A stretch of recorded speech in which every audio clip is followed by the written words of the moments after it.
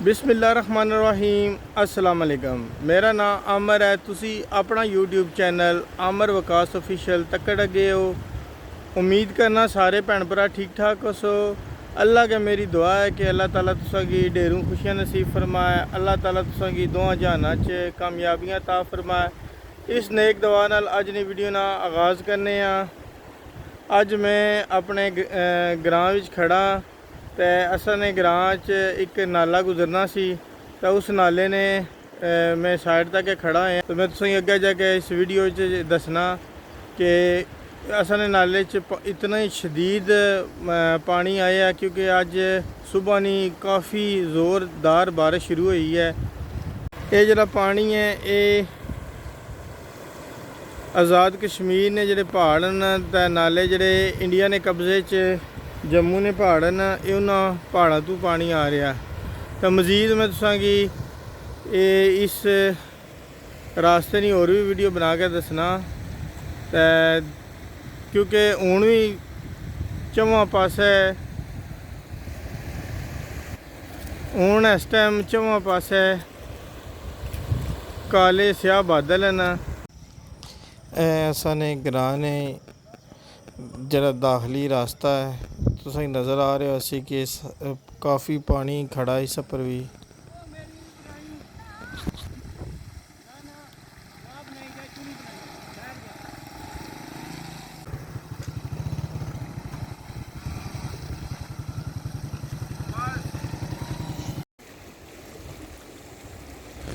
पानिया च हर सैकेंड इजाफा हो रहा जबकि ये मैं दसना पाया कि जड़ा पानी है ये पिछू और ज़्यादा आवन लगे है।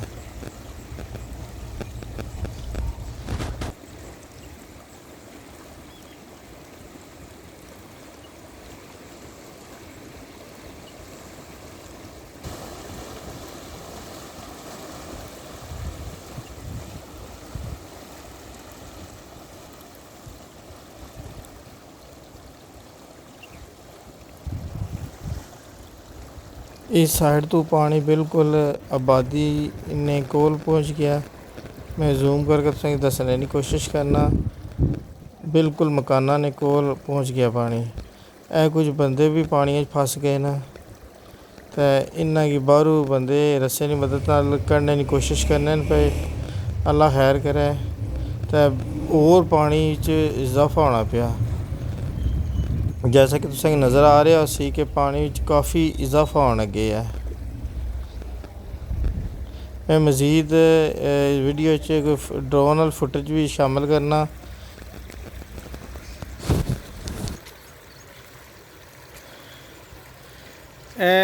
सड़क है जी, सड़क ने इस टाइम दोनों पासे पानी काफ़ी हद तक फैल चुके हैं। तुसें नज़र आ रहा सी ये तोड़ तक रोड जानी है भाई।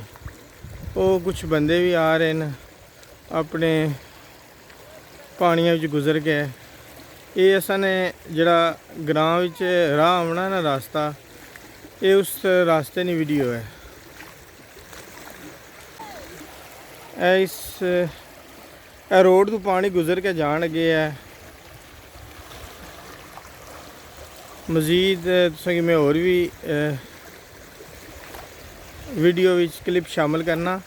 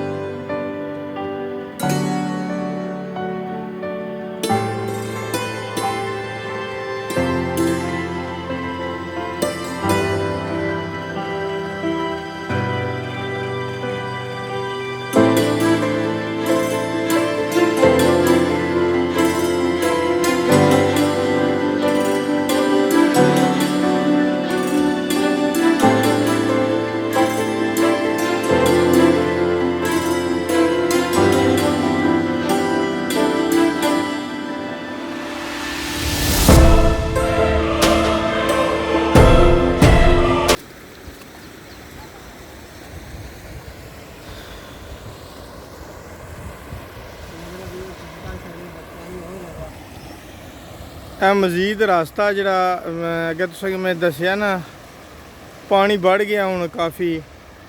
वो सामने रोड नज़र आ रही है, मैं जूम करना अगर क्लियर आवनी है तस्वीर है, क्योंकि कणियाँ शुरू न बारिश शुरू है हल्की हल्की, तो वो रोड आ रही है साढ़े ग्रां च। मज़ीद मैं इस तो अगे ना जा सकना क्योंकि पानिया का रेला काफ़ी है, पानिया च इजाफा होना पे काफ़ी। ये नाले ना पानी है जरा नाले की क्रॉस करके ये रोड की क्रॉस करके पानी जान गया है।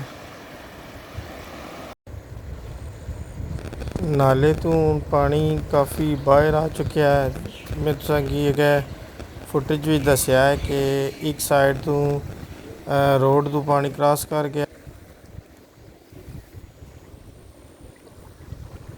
ये तुसें नज़र आ रही हो सी कि पानी की शिद्दत काफ़ी इजाफा होना पाया, क्योंकि हुण पानी इतना ज़्यादा हो गया कि नाले तो बाहर आ गया।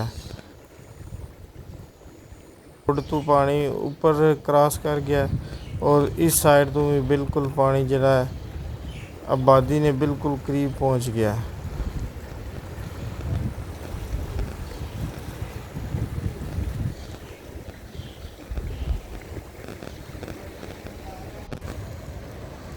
दूसरी साइड में तुसेंगी चेक कराना पिया, मैं जूम करके दस्सने की कोशिश करना है। वो बंदे सन जिन्हें की रस्से की मदद सेफ साइड तक कर लिया ने। मजीद पानी में जूम किते है, शायद तुसें नज़र आ रहा है कि ना घरां ने कोल पानी पहुँच चुका है।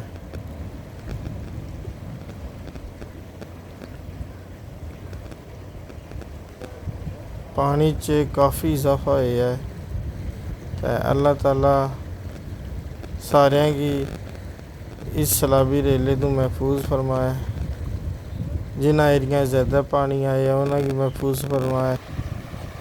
ये नाला काफ़ी वसी हो चुका है पानी की वजह तो, क्योंकि ये वैसे तो पानी वो रोड तुसीं नज़र आ रही होगी, रोड तो परली साइड तो होना सी, तो पानी च इजाफा हो गया है बहुत ज़्यादा। इस टाइम सैलाबी रेले की शक्ल अख्तियार कर चुका है, तो तुसीं नज़र आ रहा सी इस टाइम पूरे नाले च पानी बहुत ही ज़्यादा शिद्दत नाल फैल चुका है। ये रास्ते तो मैं रास्ते तो हट के खड़ा, तो ये रोड है जिहड़ी असाने ग्रां विच जानी है, दाखली रोड है। तुसें ये नज़र आ रहा सी इस रोड का कितना पानी है।